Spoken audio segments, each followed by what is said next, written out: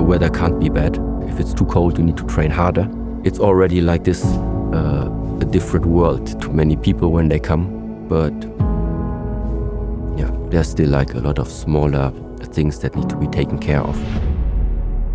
Today, I have an unseen conversation with Master Shi Heng Yi about how they run the temple. Today's video, as always, is powered by Huel. Today, I'll be drinking their Black Edition, which has 35 grams of protein, 26 vitamins and minerals, and is ready to drink in a bottle. And it is now stocked in the US and most of the UK's major retailers. So grab a bottle of ready to drink Black Edition down below. Let's jump into the video. This building needs to be maintained so you can maintain the message. So if we have we'll do this again and maybe do, is there anything else in terms of the building that you can remember? I mean, that's a storm falling on the building is a perfect example, to be fair. And then there are also really some simple ideas in terms of, every year we train outside no matter how the weather is, which is good because it expresses a little bit this idea, the weather can't be bad. Yeah, it's really, if it's too cold, you need to train harder.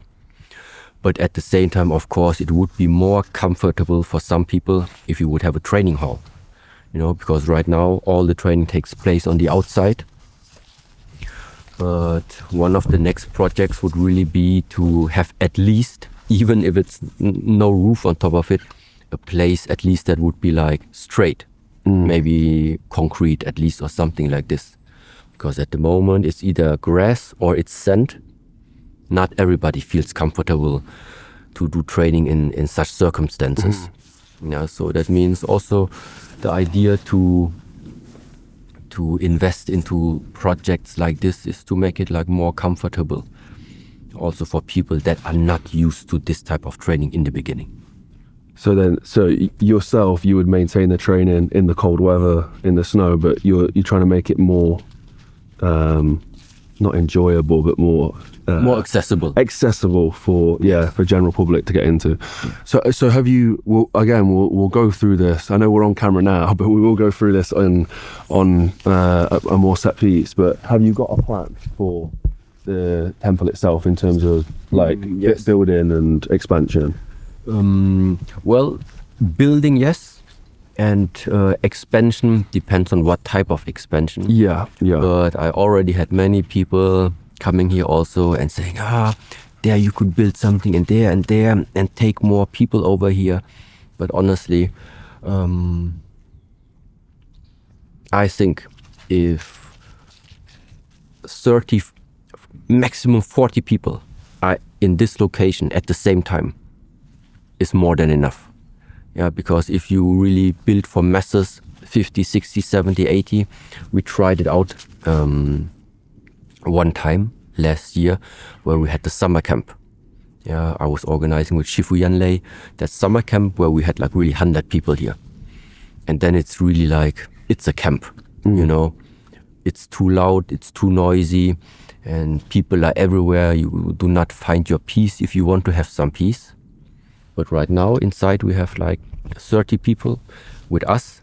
Yeah, then we're like 36, 37, and still you feel like, okay, if you would like to have some peace, you still would be able to find something. Yeah, and that's why in terms of expansion, I would never want this place actually to be this type of mass attraction. Yeah, so what I would like to, let's say, improve, optimize is like the quality for those 40 people once they're here, how they feel about it. So it's about like, this is my idea, not the quantity of how many people we can get, but now it's like the feeling for those people when they are here.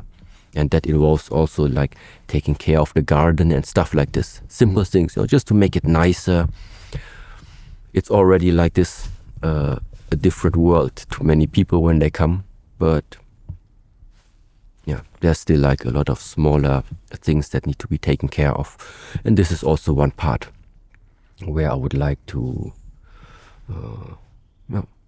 that we need to work on. Yeah. If you lead a busy life like me and millions of other people around the world, you might be struggling to get your nutrition in. That's where this stuff comes in. Absolutely clutch. If health was easy, everyone would be doing it. But Huel make it that easy. You scoop, you shake, and you go, and you get 26 vitamins and minerals. And every single ingredient inside this and all of Huel's other products has been expertly tested by their team to make sure you're getting exactly what you need. And if I'm really in a pinch for time, I'll grab their ready to drink, which has 35 grams of protein, 26 vitamins and minerals, and tastes delicious. Don't just take my word for it though. People like Idris Elba, Diver CEO Stephen Bartlett, and Hardest Geezer, who ran the entire length of Africa, use this as part of their daily routine. So if you want to find out more, go to the link down below. You can get exclusive offers, like if you sign up to their subscription service, you get 10% off all future orders. And if it's your first time ordering, you get a free shaker and t-shirt. It's also now available in major retailers in the UK and the US. What are you waiting for? Go get it. You would do like training sessions out in the summer here and stuff. Yeah. Yes, meanwhile, it's very close related. The people who like used to come and visit us here, many of them already have some type of different perspective and relation, just in general, to the nature. You know, so there is something that goes hand in hand. Yeah. In the moment, like becoming more aware and things like this. Very often it fits together with this idea of connecting with the nature, you know, spending more time with the normal, average, natural things that you find. It's been nice to see. I think we've seen. It's almost like there's a few people who are attached to both, to the nature and then almost to the warrior side of things. But it's been nice to see. We've had the two different sets of audience coming through, like really completely different mindsets, and they're finding themselves watching the same video. It's fantastic. It's been really cool to see. Yes. So this is normally also another like location then. So this is all like farmland around here and stuff, or? So this complete valley here, let's say. Yeah. Actually, there are only 3 families, let's say, Okay. that are here. One is that house behind there. Then it's the farmer here, and then it's us. And down there, maybe you see those red poles lying. Yes. Yeah. They are traditionally you normally have like 9 poles into the ground, which then are like sometimes we had them like 50 centimeters, 1 meter, and 2 meters. Yeah, and yeah. They are rotten off right now, so this is also like something to rebuild.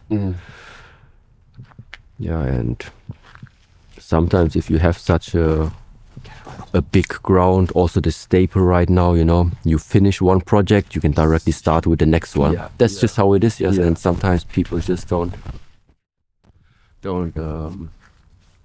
see it like this. But it's continuously something that needs to be done beyond sharing the teachings.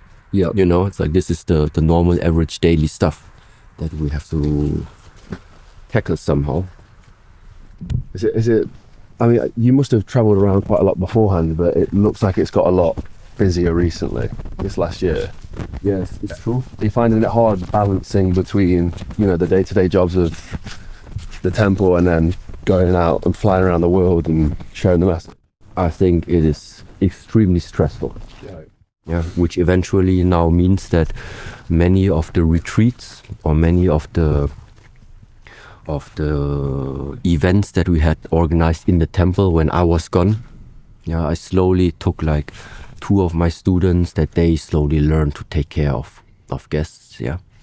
And it's working quite well, to be honest. So I started delegating a little bit of the things, which left then space open for new ideas to come. But if you want to do it all by yourself, like I said, it's really impossible. That's a good lesson for business, that is.